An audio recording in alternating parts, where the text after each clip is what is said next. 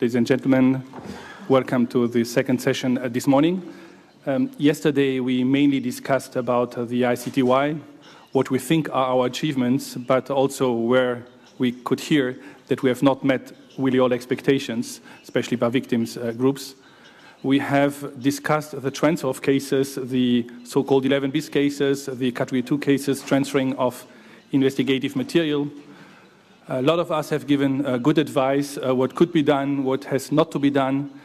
But today we have the privilege to have those in this panel who are the real responsible on the ground, who know perfectly well from where they are coming, where they are today, and where their countries have to go. So I'm very pleased to be in this working group, in this panel with my colleagues. They have, of course, the advantage to be very close to the victims' communities. We have already said that this is one of the disadvantages we have here in The Hague. They speak the language, very big advantage, because we all know that understanding goes also through the language. But saying that they don't have similar problems or their own problems would, of course, be totally wrong. We know that in terms of legislation there are challenges, in terms of resources, financial, human resources, in terms of tricky political situations still today. So what we will discuss today with the members of the panel is, of course, what had been the impact and what is today the impact of the ICTY on the work they are doing on their structures, the impact of the jurisprudence. How is today this cooperation taking place? But we are very much interested in hearing what are the challenges, what has to be done in the coming years, and I really hope that the outcome of this panel will also be that we receive clear indication where our colleagues think the most important support is needed from the ICTY, from the politicians in the region, in Brussels, and by the international community. So, short introduction, I would like immediately to pass the floor to Madame Cresso. You already started answering questions from the previous panel. I think it's really an excellent continuation from the discussion before. So may I ask you how you see today this cooperation and what is the interaction and the impact of the ICTY on your work?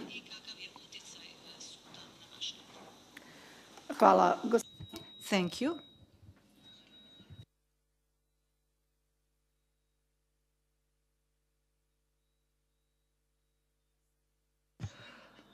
I have to say that I'm very pleased to have a prosecutor giving the floor to the judge rather than the other way around.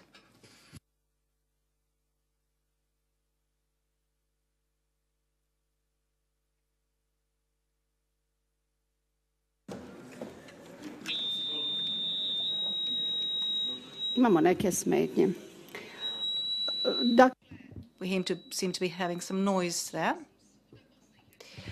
I am at the helm of the Court of Bosnia-Herzegovina, which has, back in 2003, started applying new criminal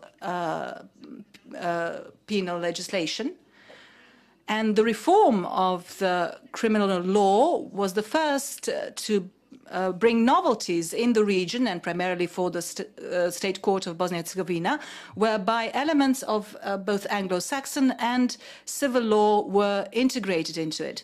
As stated by one of my predecessors on the earlier panel, it really constituted a great challenge for us to learn new provisions of legislation, while at the same time adjudicate very complex crimes, including organized crime. Dakle, u ovom periodu koji je iza... Over the past period, the path initially taken by the ICTY was successfully traveled upon by the State Court of Bosnia-Herzegovina, since we are successful in applying the experience of the ICTY, and this might be the most significant element of the ICTY legacy. The legislation applied in Bosnia-Herzegovina, and specifically in the criminal law, relies heavily upon the statute of the ICTY and its rules of evidence and procedure. It was on this basis that we embarked on trying individual criminal responsibility and joint criminal enterprise. We are also protecting witnesses and providing witnesses with special protection. We are also verifying the factual findings by the ICTY, and we also apply international conventions in the same way as had previously been done by the ICTY. Furthermore, just as the ICTY, the Court of Bosnia-Herzegovina adjudicates the same form of crimes. I have to add that the legislation of the countries in the region do not know some of the crimes, do not cover some of the crimes of the grave violations of international humanitarian law, whereas the State Court of Bosnia-Herzegovina has jurisdiction for all the crimes as the ICTY. We try the perpetrators of grave crimes, and we apply the standards that have already been established by the ICTY. As you have heard, we have both international and national judges at our court, and it is because of the presence of the international judges that we are still being termed as a hybrid court, and we will remain to be termed that way for as long as they remain there. Although we are a domestic court which is a permanent court and is supposed to address the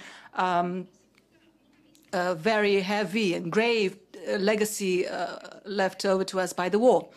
I have to state that the State of Bosnia-Herzegovina, Court of Bosnia-Herzegovina has taken over the 11 cases that were referred to it by the ICTY. Some of them have already come to their completion, and the OSCE has, in its assessment of our work, granted us the highest praise and commendation. We have completed these trials far sooner and with far fewer resources than the ICTY. Alongside this process, new investigations were being launched, which ended with the issuing of indictments by our court. Some of these trials have been already completed, others are pending. We also have a Department for Defense Counsel at our court. Yesterday we heard Mr. Vishnich praising our Department of Defense Counsel for receiving assistance from them. Under a transitional plan, it was passed from the jurisdiction of the court to the jurisdiction of the Ministry of Justice. We also have a witness support department attached to our court, which has dealt with hundreds of witnesses so far, provided them support in their preparation for their testimony, and continues to provide support to them following their testimony. Together with our international colleagues, we have shown that we are worthy of the trust of the international community and that we are able to face up to the challenges ahead of us. The challenges have been formulated in the state's strategy for war crimes, and as you have just heard, the term of office, the tenure of the judges has been prolonged for another 3 years, since our policy is now that we wish to reinforce the domestic resources, human resources. All the trials that have been completed before our court were fair and expeditious proceedings, and I think that the ICTY can be quite content with its newborn, shall I put it that way, which has grown up and has come of age and is an adult now and is prepared and ready to take upon itself all of the caseload that has not been completed by the ICTY. the ICTY legacy, which has been largely applied in our jurisdiction, does not include only cases. The archive, which in my view should be located in Bosnia-Herzegovina, the decisions surrounding its location should not be subject to any political reasoning. Of course, there are sociological, scholarly, and other reasons, and emotional reasons as well, in view of the fact that some of the gravest crimes were committed in the territory of Bosnia-Herzegovina. Given the fact that it is where witnesses and victims reside, given the fact that we still have bodies of those killed exhumed in our country. For all these reasons, primacy should be given to, despite all these reasons, primacy should be given to professional reasons. There are thousands of suspects still in Bosnia-Herzegovina.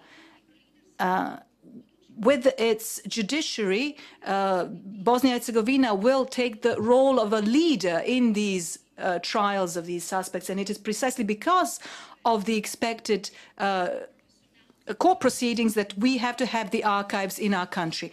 It is up to professionals, judges, and lawyers to decide about the location and the whereabouts of the archives, and not the laymen. Let me just touch upon something that was stated here yesterday in passing, that there is a threat that the archives, if placed in Bosnia-Herzegovina, may be destroyed. Well, it is tantamount to saying that there may be a natural disaster, such as a tsunami, that might threaten to destroy not only the ICTY archives, but all of the heritage that we have in our beautiful country. Thank you. Thank you very much for this introduction. As you had said, you would already raise at the beginning a number of issues of very, very different nature. And I'm sure there will be questions to that. But perhaps briefly, the judges, presiding judges from the two other countries in Serbia, what is your current situation? What is the impact of ICTY on your daily work?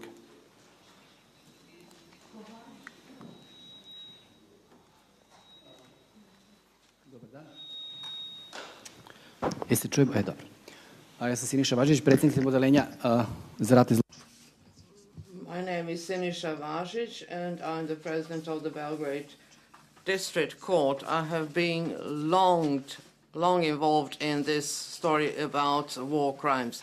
The effects and the influence of the Hague Tribunal is the best proof of how courts can cooperate with each other. The cooperation with the courts in Serbia has a long history, and I think that the key moment happened in 2003 when Serbia and Montenegro adopted a law on cooperation with the Hague Tribunal based on Resolution 827.